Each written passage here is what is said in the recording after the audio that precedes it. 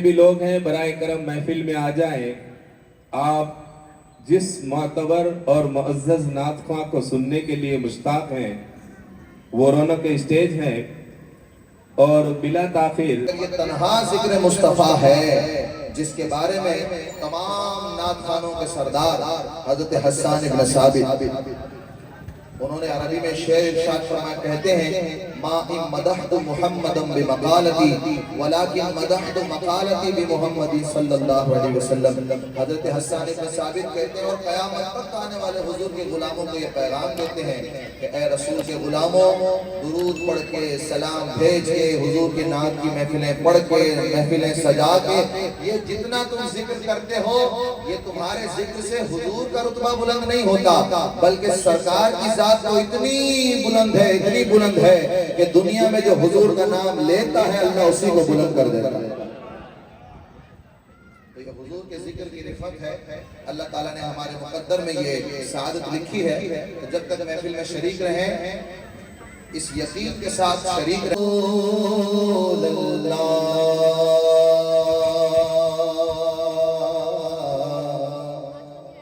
وسلم علیکہ یا حبیب اللہ. ہم اپنا سارا سخن ان کے نام کرتے ہیں. ہم اپنا سارا سخن ان کے نام کرتے ہیں.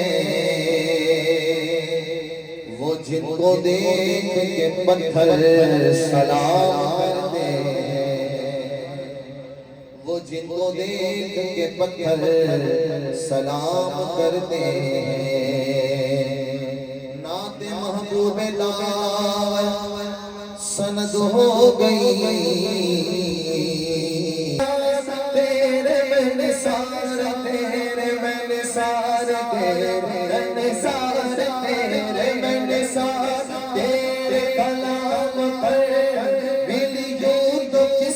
زبان نہیں لگے وہ سخن ہے جس میں سخن نہ ہو.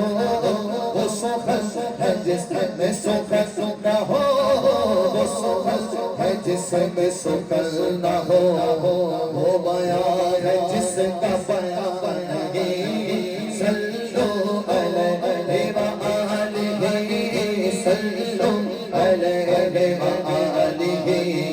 صلو علیہ وآلہ صلو علیہ وآلہ صلو علیہ وآلہ صلو علیہ وآلہ. سرکار جن لوگوں کے درمیان مبعوث ہوئے وہ بڑے فصیح و بلیغ لوگ تھے. اپنے سامنے پوری دنیا کو گونگا سمجھتے تھے. عرب کا معنی کیا ہے؟ بولنے والا. عجم کا معنی گونگا. اپنے آپ کو وہ عرب کہتے تھے اور اپنے مقابلے میں ساری دنیا کو کہتے تھے عجم ہے، گونگے. وہ لوگ جو اپنے سامنے پوری دنیا کو گونگا سمجھتے تھے جب حضور نے ان کے درمیان کلام فرمایا تو ان کی کیفیت کیا ہوتی کہ سرکار جب گفتگو فرماتے وہ لوگ جو پوری دنیا کو گونگا سمجھتے تھے وہ حضور کی گفتگو ایسے حیرت میں ڈوب کے سنتے کہ کوئی انہیں دیکھتا تو اسے ایسا لگتا کہ یہ سننے والے یا تو گونگے ہیں یا تو ان کی روحیں ان کے جسموں سے پرواز کر گئی. اب اس کیفیت کو ہمارے امام نے شعر میں باندھا. فرماتے ہیں تیرے آگے دبے نچے فصحاء عرب کے بڑے تیرے آگے.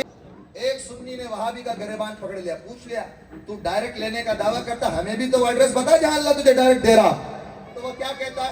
سنی نے کہا تو بھٹی پہ کام کرتا ہے، تجھے تو تنخواہ تیرا مالک دیتا ہے. تو آفس میں کام کرتا ہے، مہینہ مہینہ سیلری تیرا باس تجھے دیتا ہے، اللہ ڈائریکٹ کہاں تجھے دے رہا؟ تو وہابی نے مسکرا کے کہا وہ اللہ ہی دیتا ہے. وہ آفس کے باس کے ذریعے دیتا ہے، بھٹی کے مالک کے ذریعے دیتا ہے، اللہ ہی دیتا ہے. تو اتنے میں سنی نے اعلیٰ حضرت کا ڈنڈا اٹھایا، سر پہ مارا. بے وقوف نجدی کہتا ہے سمجھتا نہیں، ہم بھی تو یہی کہتے ہیں اللہ ہی دیتا ہے. کبھی مصطفیٰ کے وسیلے سے دیتا ہے، کبھی غریب نواز کے وسیلے سے دیتا ہے، کبھی غوث اعظم کے وسیلے سے. अच्छा ये वसीला पकड़ना इंसान की फितरत में है। जो वसीले का इनकार करते हैं उन्हें पकड़ के कुएं में डाल दो। देखो अल्लाह को बुलाते हैं कि अब्दुल्ला को बुलाते हैं? किसको बुलाएंगे? अरे कोई बचाओ अब्दुल रहमान मुझे बचाओ, अब्दुल्ला मुझे बताओ।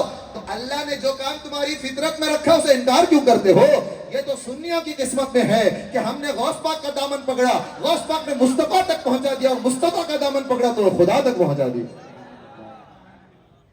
इस पर तो अगर मैं कलाम करूं, वैसे तकरीर का मौका नहीं है, इशारा दे के मैं आपको गुजर जाऊं।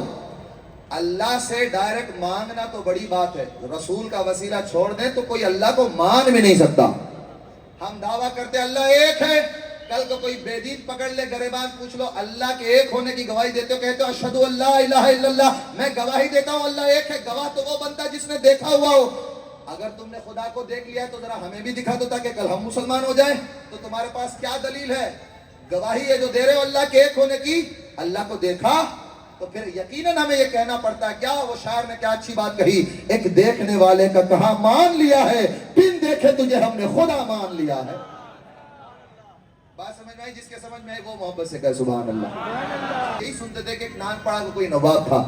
जब थोड़ा पढ़े लिख गए उसके बाद जुस्तजू हुई कि ये कौन नानपड़ा का नवाब था कि जिसके हवाले से ये जिक्र आया है आला हज़रत के कलाम में। तो फिर बाद में बड़ी जुस्तजू के बाद उसका नाम पता चला। उस नवाब का नाम था नवाब सिद्दीक खान बहादुर, उस नवाब का नाम था। उस जमाने में ट्रेंड था कि लोग नवाबों के कसीदे कहते थे, बड़े बड़े शायरों ने कसीदे कहे, और उसके बदले में वो तो या तो इनाम देते या महीना महीना वजीफा लगा देते, यानी पेंशन लगा देते। महीना महीना उनको इतने रुपए जब तक वो जिंदा है तब तक मिलते रहते। ये जो इनाम मिलता हुआ कसीदे के एवज में कि भाई बादशाह की शान में इतना लंबा चौड़ा कसीदा कहा।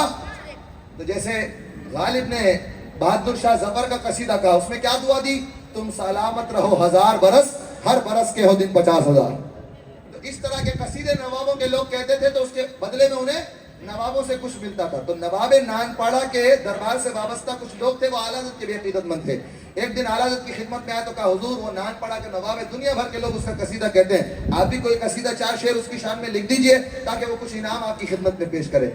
आला हज़रत मुस्कुरा पड़े। कसीदा लिखा तो सही मगर उस दुनियादार का नहीं, अपने आका मदीने के ताजदार का कसीदा लिखा। आजकल हमारे स्टेजों पे एक बीमारी है, उमूमन लोग बिल्कुल नाथ खां के मुंह पे आके खड़े हो जाते हैं नोट पकड़े हुए, वो कहते हैं और पढ़ो, यानी वो लालच दिखाते हैं कि तुम पढ़ो मैं नोट दूंगा। और फिर देखते हैं कि भाई महफिल में कोई सेठ बैठा हुआ हो तो कहते हैं फलां साहब की खास तवज्जो, फलां साहब की खास तवज्जो। अच्छा ये बात समझ में से बाहर है कि हुजूर की महफिल में दुनियादारों की क्यों तवज्जो चाहिए जाए? क्या हमें अपने आका की तवज्जो काफी नहीं है? और क्या दुनिया में, पूरी दुनिया में क्या हुजूर से बेहतर खैरात देने वाला कोई है?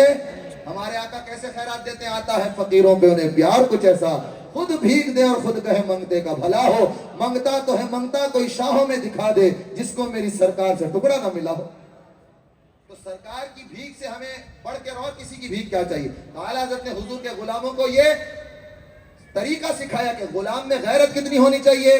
करू मत अगल दोगल रज़ा, यार दुनियादारों की तारीफ करूं, करू मत अगल दोगल रज़ा, पड़े इस बला में मेरी बला, करू मत अगल दोगल रज़ा, पड़े इस बला में मेरी बला। और ये हम सारे गुलामों का क़ीदा है। मैं गदा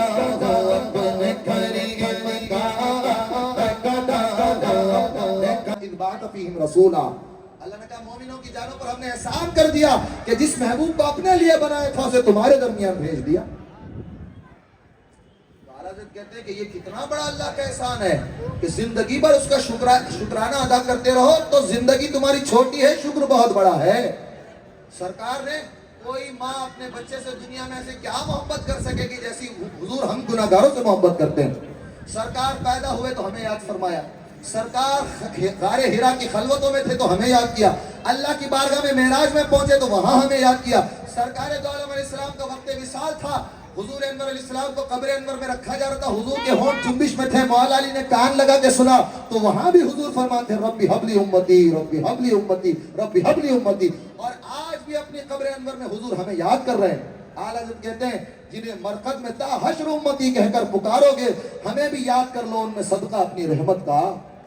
तो आला हज़रत ने پیغام دیا. کیا پیغام دیا؟ حرز جہاں ذکر شفاعت کیجئے, نار سے بچنے کی صورت کیجئے, جو نہ بھولا ہم غریبوں کو رضا, یاد اس کی اپنی عادت کیجئے.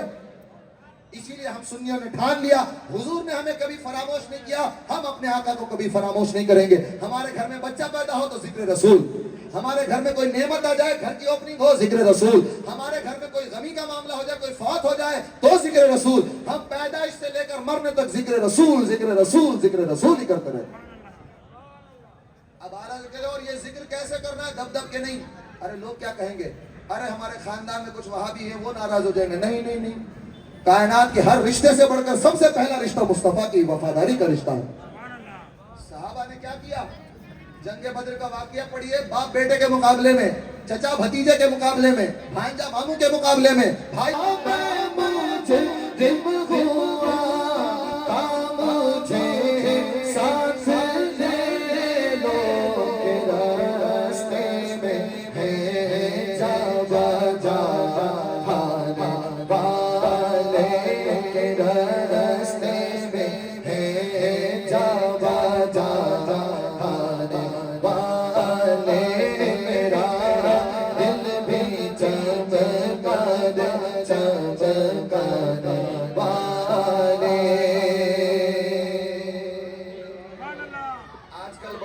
ہو گئی ہیں.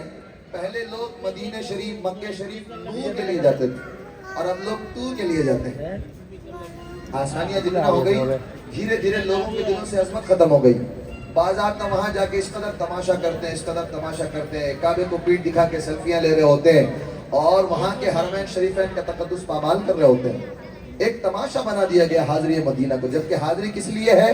وہ تو گناہ بخشوانے کا ذریعہ ہے. مدینہ جا کے اتنے بے باک ہو گئے کہ سرکار موجود ہے اس کا احساس دل سے ختم ہو گیا. اللہ کی بارگاہ میں کعبے کے سامنے کھڑے ہوئے لوگ غلاف کعبہ چومتے چومتے, مطلب انا کی انتہا ہو گئی کہ اللہ کے گھر کے سامنے پہنچ کے بھی انسان کو خود یاد ہے.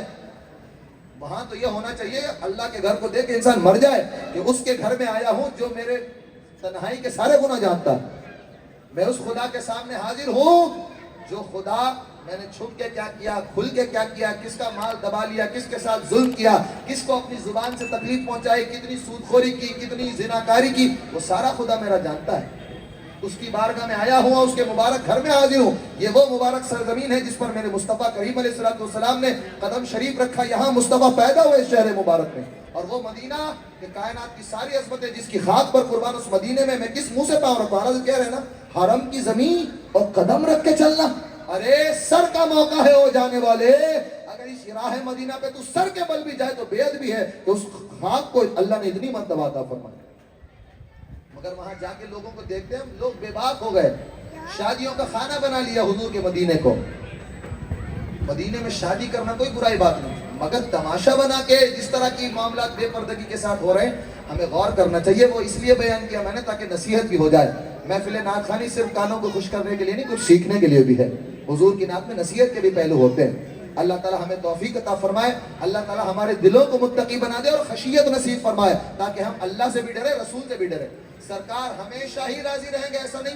سرکار نے ناراضی کا بھی اظہار کیا کبھی کبھی صحابہ کے سامنے بعض معاملات پر, تاکہ سرکار کے سامنے جو صحابہ نے عمل کیا, سرکار نے بعد والوں کے لیے نصیحت کے طور پر صحابہ کو تنبیہ فرما دی. کئی معاملات ایسے ہوئے سرکار نے رخ انور پھیر لیا. تو سرکار دو عالم علیہ السلام کے راضی ناراض ہونے کا بھی بڑا چانس ہے. اگر اللہ ناراض ہے, علی ہے منظر فضا کے بغیر میں, سارا علی ہے منظر فضا دہر میں, سارا علی ہے جس سمت دیکھتا نظارہ علی ہے, جس سمت دیکھتا نظارہ علی ہے, جس سمت دیکھتا نظارہ علی ہے. مرحب توری دو ٹکڑے, مرحب توری میں ہے سرے مقتل پڑا ہوا. مولا علی نے ایک تلوار ماری, دو ٹکڑے ہو گئے. گیا پھر اٹھا نہیں مرحب و نیم ہے سرے مقتل پڑا ہوا اٹھنے کا اب